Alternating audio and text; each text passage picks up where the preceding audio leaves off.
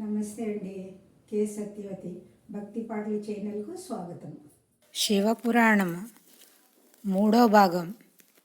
శుక్లాంబరధరం విష్ణుం శశివర్ణం చతుర్భుజం ప్రసన్నవదనం ధ్యాయే సర్వ విఘ్నోపశాంతయే.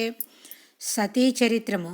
ఆది దంపతులు కైలాసమున సుఖముగా నుండగా కొంతకాలమునకు ముని ప్రముఖ్యులు ప్రయాగలో మహాయాగ క్రతువును సంకల్పించుకునిరి. సకల లోకవాసులు ఆహ్వానములు పంపిరి. అందరూ విచ్చేసిరి. బ్రహ్మాండమైన ఈ సభకు శిష్యగణ సహితముగా దక్ష ప్రజాపతి వేంచేయగా దేవతలు మునులు ఆయనకెదిరేగి తోడుకొని వచ్చి సుఖాసీనం చేసిరి. ఈశ్వరుడు వారితో తనకెదురు రానందువలన దక్ష ప్రజాపతి మండిపడెను. భూతాధిపతి గౌరవహీనుడని అనేక విధముల శివుని దూషించి తన అల్లుడు చేసిన అవమానమునకు నిరసనగా శిష్యులతో సభ వీడిపోయాను. బ్రహ్మ విష్ణువు మొదలగు వారు ఎన్ని విధములు శివుని గొప్పతనమును చెప్పినను వినక సభ వీడిపోయాను. నందీశ్వరుడైన నేను ఈశ్వరునికే నీవు నిందించినందువలన నీ శిరస్సు తెగి యాగకుండమున పడును గాక అని దక్ష ప్రజాపతిని శపించి తిని. అంత దక్షులుగ్రుడై నందీశ్వర శైవగణాధిపతి నన్న గర్వంతో నన్ను శపించితివి. అందువలన మీ రుద్రగణములకు వేదాచారాది విధులు లేక పాషండులై ఉండెదురుగాక అని ప్రతిశాపమిచ్చెను. శివుడు దక్షశాపమునకు గ్రతం చెందక వారేమి చేసినను ఏమీ అనరాదు. దేవత పితృ దోషులకు బ్రాహ్మణులు మాత్రమే ధనహీనులై కలియుగమున ఉండెదరని చెప్పాను. తరువాత శంకరుడు తన పరివారంతో కైలాసమునకేగెను. దక్ష యజ్ఞము. క్రోధమునందిన దక్ష ప్రజాపతి పరమేశ్వరునకు గ్రతువులందు ఆవిర్భాగము లేకుండానట్లు చేయుటకై ఒక యాగము తలపెట్టెను. భృగువు మొదలగు శిష్యగణములతో అతడు ఆ శ్రమము నిండా యాగ సంభారములు నింపి వాజపేయ మను పేరునొక యజ్ఞము ననర్చెను. శివుని ఆవిర్భాగము నొసగలేదు. తరువాత మరి ఒక యాగం సంకల్పించి సంభారములు చేసి దేవతలందరకు ఆహ్వానములు పంపెను. చివరకు బ్రహ్మాండమైన ఏర్పాట్లతో సమస్త దేవతలు, పితృగణములు, యక్ష గంధర్వాదులు, కశ్యపాగస్త్యాది మహర్షులు ఎదుట క్రతువును విద్యుక్తముగా నెరవేర్చుచుండెను.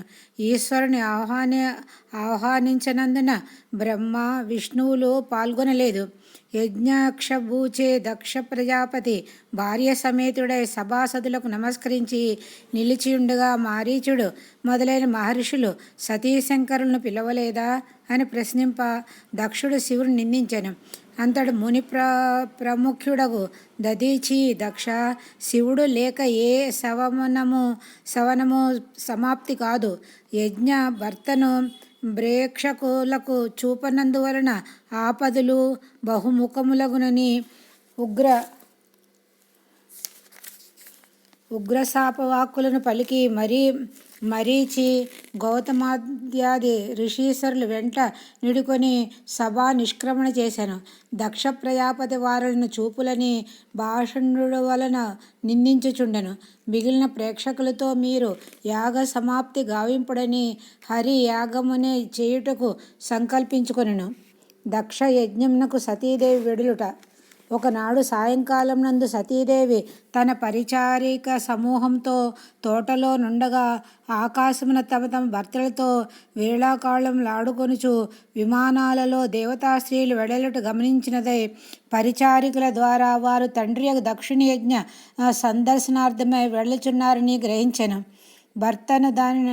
భర్తను దానిని గూర్చి అడుగగా అతడు మనల్ని ఆహ్వానింపలేదు, పిలువక వెడలిన కష్టములు కలుగున కనుక నీవు వెడలదనను ప్రయత్నం మానుకొనమని బోధించెను.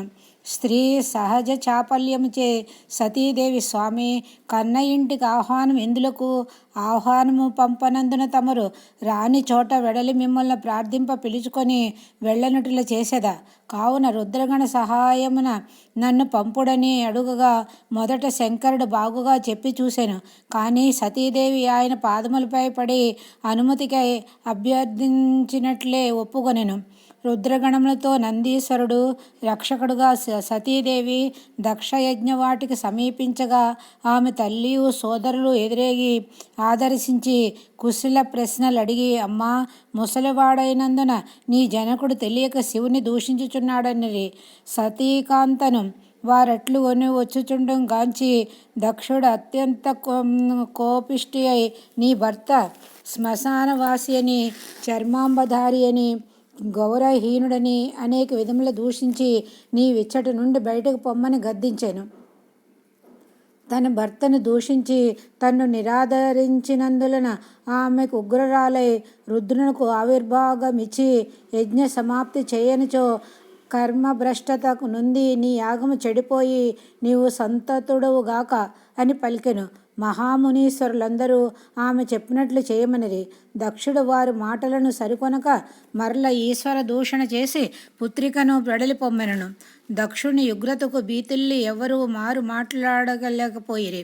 సతీదేవి తాను భర్త వాక్యములు విననందున వగచి తిరిగి శంకరుని చేరుట అవమానకరమని తలచి కోపావేశమున పొంది, మరుసటి జన్మమును కూడా నాకు శివుడే భర్తయగుగాక, హిమవంతుని పుత్రికగా పార్వతినే జన్మించుదునుగాక అని సంకల్పించుకొని స్వీయ యోగాగ్ని ప్రజ్వలింపజేసి దక్షిణ కుమార్తెగానున్న తన తనువును త్యజించి అనంతరము హిమవంతుని పుత్రికగా పుట్టెను. హిమవంతుని కుమార్తె అయిన కారణమున హైమావతి అనియు పార్వతి అనియు శుభనామములు పిలువబడెను. వీరభద్ర జననము. సతీదేవి యోగాగ్నికి ఆహుతి అయిన తోడనే వెంట వచ్చిన రుద్రగణములు బలు రకములైన ఆహాకారములతో యజ్ఞవాటికను ప్రవేశించి అల్లకల్లోలము గావింప ప్రయత్నించి ఋద్విజుడైన భృగువు దక్షిణాగ్నిలో గావించిన హోమము కారణముగా భీతిల్లి పారిపోయేరి. అప్పుడు ఆకాశమండలమున ఆశ్చర్యకరమైన వాణి దక్షిణతో, ఓరి, గర్వకారణముచే ఈశ్వరుని దూషించి నిందించితివి, దానికి తగిన ఫలం అతి త్వరలోనే ప్రాప్తించగలదనెను. సభాసదులు ఆశ్చర్యమున మునిగిరి. కొందరు బ్రాహ్మణులు నారదాది మునిముఖ్యులు శంకరుని కడ తేగి వృత్తాంతమంతియు తెలిపిరి. నారద వాక్యములను ఈశ్వరుడు అనంత దుఃఖమున పడి సతీదేవిని గూర్చి బహు విధములుగా యోచించుచు విచారించుచు గోపము పొంది బ్రహ్మాండమంతయు బద్దలగునట్లు భయంకరమగు హుంకరించుచు తన జటాజూటముల నుండి ఒక జట నూడబెరికి కైలాస పర్వతమున నేలకి వేసి కొట్టగా అట్లు కొట్టబడిన జడ నుండి ప్రళయకాల సంభవ ఘనరుద్ర దేవతాకారంతో కోటి సూర్య ప్రభావ వికార స్వరూపంతో సాయుధములతో కూడిన 1000 చేతులతో పొడవొక దంతములు కలిగి వీరభద్రావతారం బయలుదేరెను. హనితో పాటే భద్రకాళి కూడా ప్రభవించెను. వారిరువురు ఈశ్వరుని ధ్యానించి కర్తవ్యమడిగిరి. వీరభద్రుని గాంచి ఈశ్వరుడు, పుత్ర, గుణసంహితుడవై నీవు భద్రకాళితో కూడి దక్ష ప్రజాపతి యొక్క యజ్ఞవాటిక వద్ద కేగి ఆ యాగము ధ్వంసము చేసి సవన ప్రేక్షకులను కూడా బహు విధములుగా శిక్షించి రమ్ము, నిన్నడ్డగించు వారెవరూ ఉండజాలరు అని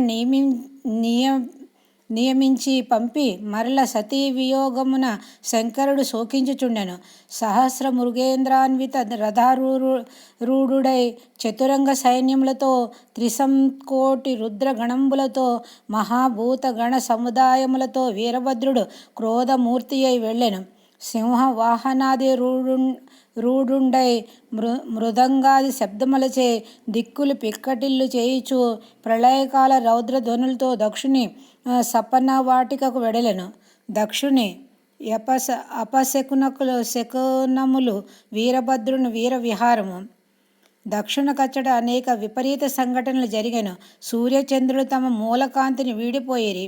మింటి చుక్కలు నేలవ్రాల ఆరంభించెను. వర్షధారులుగా రక్తమే కురియసాగాను. కిటకాదులు గాలిలో అటూ నిటూ ఎగురు ఆరంభించినవి. భయజనక వాతావరణం ఏర్పడి ఉండెను. దక్ష ప్రజాపతికి వామభాగము శుభసూచకమై ఎదురసాగాను. అగ్నిగుండమున మిడుతల సమూహము ఎగిరిపడుచుండెను. అగ్నులు పొగలు క్రక్కుచు భయము కలుగు చేసెను. అచ్చటనున్న ఋత్విజులకును మునులకు ఏమియూ తోచక తికమక పడజొచ్చిరి. వారలా మహోత్పాదములకు మిగుల భీతెల్లి పారిపోవసాగిరి. దక్షుడి విపరీత సంఘటనలకు ఆశ్చర్యపడుచుండెను. వీరభద్రాదులు రుద్రగణములు యాగవాటిగా అందున్న వారు అనేక విధములుగా బాధలు పెట్టసాగిరి. మహాక్రూరుడైన వీరభద్రుడు దక్షుని తల ఖండించెను. దక్షిణాగ్నియంచున్న సర్వ పదార్థములను నాశనము చేసి ఆ వీరభద్రుడు ప్రచండ నృత్యము గావించుచు విహరించుచుండెను. అతడు భద్రకాళితో పాటు తన యాగ విధ్వంసన కార్యమును ఆనందించుచుండెను. అంతలో దక్షుని భార్యలైన శృతి మొదలగు వారందరూ వచ్చి శాంతింపుము వీరభద్ర అని స్తుతించిరి. తరువాత వీరభద్రుడి సంహారం పూర్తి చేసి వెండికొండనున్న శివుని చేరి నమస్కరించి అతని ఎదుట నిలబడెను. ఇక ఆ దేవతలు, బ్రాహ్మణులు, మునులు మొదలగు వారెల్లరూ వీరభద్రుని పనులు గూర్చి విధాత ఎదుట మొరపెట్టుకొనిరి. విధివారులను వెంటనిడుకొని శ్రీ మహావిష్ణువు వద్దకేగి వీరభద్రుని అట్టహాసములను దక్షుని తలను నరుకుటకు తెలియజేశాను. అంతట శ్రీ మహావిష్ణువు లక్ష్మీ సమేతుడై వారులందరూ వెంటనిడుకొని శివనివాసమును కేగాను. ఆ సమయమున శివుండు పరబ్రహ్మయందు నారాయణ మంత్రము జపించుచు వీరభద్రాది గణములచే పరివేష్టితుడై ఉండెను. శ్రీ మహావిష్ణువు శంకరునితో విచారము మానము, నీ కర్తవ్యము తెలుసుకొనుము. దక్షుని పాపములకు ఫలితం ఇప్పుడే అనుభవించుచున్నాడు. దక్షయాగము పూర్తిగానిచో లోకము కరువు కాటకములతో నశించిపోవును. కనుక అతని యాగము పూర్తి చేసి లోకములకు శుభములు సమకూర్చుమని అట్లేని తన గణములతో కూడా వారందరితో కలిసి దక్షుని యజ్ఞవాటికకు వెడలియచ్చుట వీరభద్రుడు చేసిన పనులు తిలకించి దక్షుని శిరమునకే అచ్చట వెతికించెను. కానీ ఆ తల కనిపించినందువలన ఉత్తర దిక్కుగా నిద్రించి ఉన్నయే జీవితలనైనను తెండని పంప ఒక గొర్రెతల తెచ్చి శివుడు ఆజ్ఞపై దానిని దక్ష ప్రజాపతి మొండమున కతికించిరి. వెంటనే దక్షుడు బ్రతికి లేచి అగ్నిని పునఃసంధానం చేసి యథావిధిగా యజ్ఞం సమాప్తి చేసెను. త్రిమూర్తులచట నిలిచిరి. శివుని నిరాదరించి దూషించినన్న విషయములు దక్షుడు జప్తికి తెచ్చుకొని తనను క్షమింపవలసిందని వేడుకొనుచు స్తుతింపనట్లే శివుడు క్షమించి అతని వరములు నొసంగని అడగమనగా, శంకర, పార్వతీ సమేతుడవై నీవెల్లప్పుడూ నీ దక్షవాటికి నిలిచి భువన రక్షణ గావింపమని కోరెను. సరే అని శంకరుడు దక్షుని వాటికన్న భాగమున ఉండవలసినదని వీరభద్రుణ్ణి నియమించి వరములనిచ్చి స్వీయ స్థానమును కేగిన తపస్సు నుండెను. క్షుపదీచుల సంవాదము, శివకేశవుల ప్రబోధము.